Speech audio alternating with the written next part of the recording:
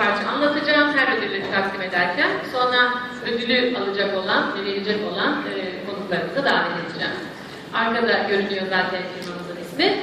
Sıra geldi. Küçük işletmeler birincilik ödülümüze. Ödülü vermek üzere Türkiye Finans Katılım Başkanı Genel Müdürü Sayın Derya Gürerki.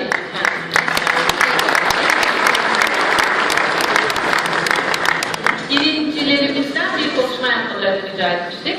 Dolayısıyla biraz sonra davet edeceğimiz ödülü alacak olan Antalya'nın SAM Bilgisayarı temsilcisinden bir de konuşma yapacağız. 92'de Dalaman'da kurulan SAM Bilgisayar, Acentele tur operatörlerine Sözcü ve Tur Vizyo markalı ürünleriyle çözümler sunuyor.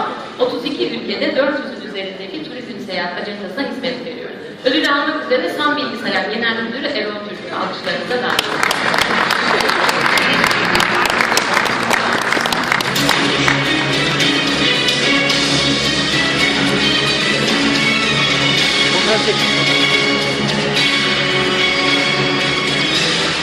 Buyurun.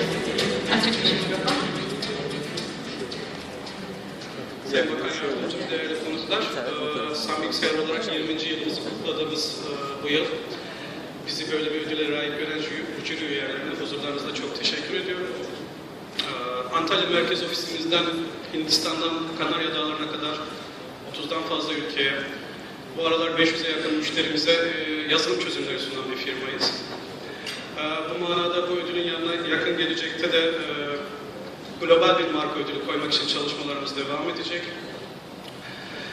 Bu uzun yolda beni yalnız bırakmayan değerli ortaklarıma, çok değerli takım arkadaşlarıma ve aileme huzurlarınızda çok teşekkür ederim.